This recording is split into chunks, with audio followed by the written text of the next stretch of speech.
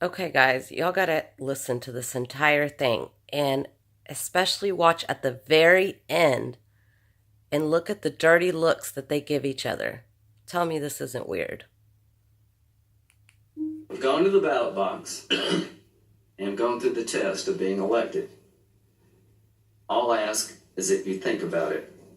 I want to ask you about something else to think about.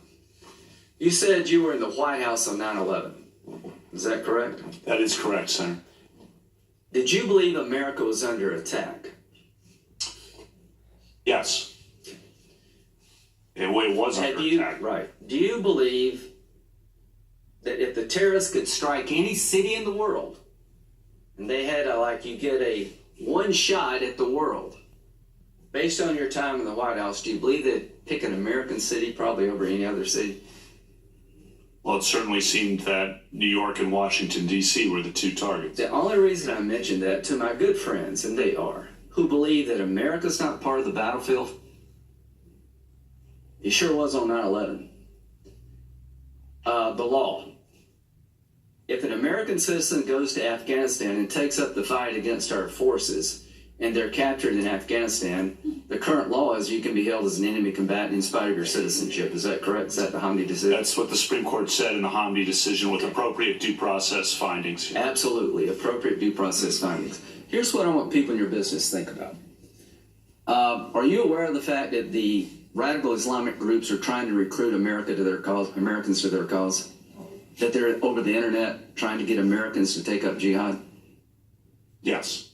The likelihood of an American citizen joining their cause is real because it's happened in the past. The likelihood of it happening in the future, I think, is highly likely. If an American citizen attacking the embassy in Kabul can be held as an American citizen, here's the question. Can an American citizen collaborating with other terrorists who are not American citizens be held as an enemy combatant for attacking the Capitol?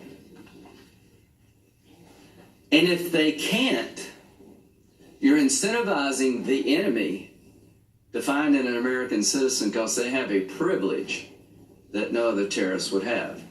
So you said something was very compelling to me, that you apply the law and you have to understand how it affects people. Right?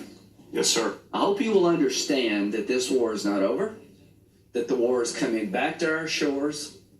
It's just a matter of time before they hit us again, because we have to be right all the time, and they have to be right one time. I hope we don't create a process where if you can come to America, you get a special deal. Makes it harder for us to deal with you and find out what you know. We treat you as a common criminal versus the warrior you've become. That's just my parting thought to you. And you'll decide the way you think is best for the country. Sounds like he's talking about McCain. Is there anything you want to say about this process that would help us make it better? Because you're going to get confirmed. I worry about the people coming after you. Every time we have one of these hearings, it gets worse and worse and worse. You've sat there patiently for a couple of days. My colleagues have asked you tough questions, sometimes unfair questions. Your time is about over. You're going to make it. And you would probably be smart not to answer at all, but I'm going to give you a chance to tell us what could we do better, if anything. Senator, I'm just going to thank all the senators on the committee and all the senators I met with who are not on the committee for their time and their care. And as I said, each senator is committed to public service and the public good, in my opinion. And I appreciate all the time of the senators. Watch these dirty looks at the end. Side of the mountain, and I'm an optimist about the future, Senator. Thank you very much. Yeah. Before we break, I want to See that eye roll? bring up. And look, now he looks them down. Because I was wondering how long it would take the National Archives